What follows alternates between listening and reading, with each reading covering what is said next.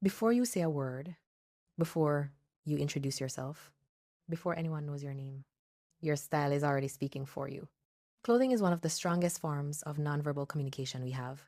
In fact, people form judgments about competence, trustworthiness, and status within milliseconds of seeing someone long before conversation begins. So the real question isn't, what should I wear? It's, what am I trying to communicate? And if you're on your journey of refining your presence and becoming more intentional about who you're becoming, go ahead and like and subscribe because that's what we do here. Now, let's get practical. The first step in style psychology is clarity. You need to understand the message you want your appearance to send. Here are a few questions I always come back to, and I want you to sit with them honestly. When I walk into a room, what do I want people to feel? Calmed, intrigued, reassured, respectful, drawn in? How do I want to be treated before I even speak? With softness, with authority, with curiosity, with trust? What parts of my personality do I want to amplify and what parts do I want to protect? Because style isn't about showing everything, it's about directing perception.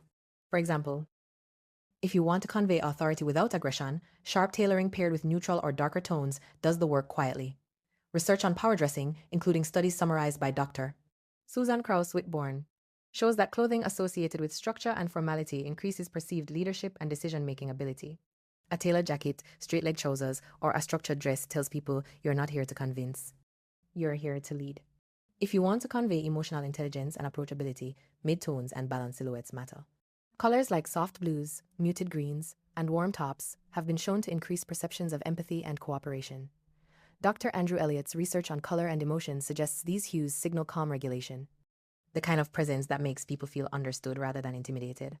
If you want to convey self-respect and high standards, consistency is key. Repeating silhouettes, similar color palettes, or a recognizable uniform communicates stability and internal order. Cognitive psychology research on pattern recognition shows that consistency increases trust. People feel safer around what feels intentional and predictable. If you want to convey creative intelligence, controlled contrast works better than chaos. Mixing one unexpected element, a sculptural accessory, an unusual texture, or a statement shoe, with otherwise simple clothing signals originality within discipline.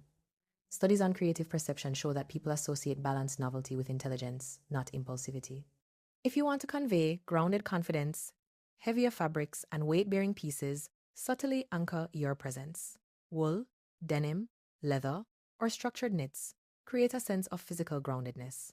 Somatic psychology suggests that what we feel on the body influences posture and nervous system regulation, which others unconsciously read as calm confidence.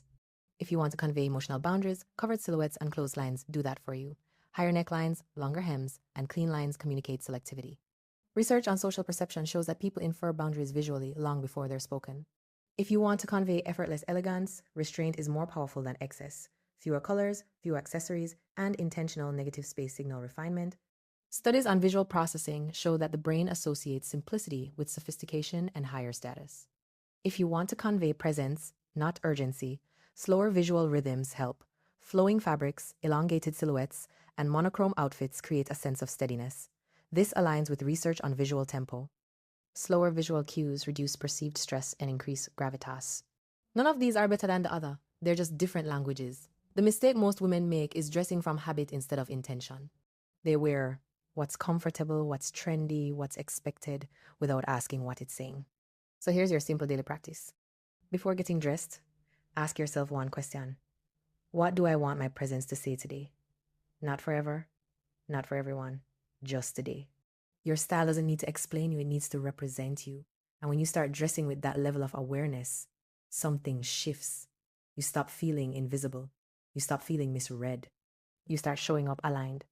This is how style becomes a tool for ascension, not vanity.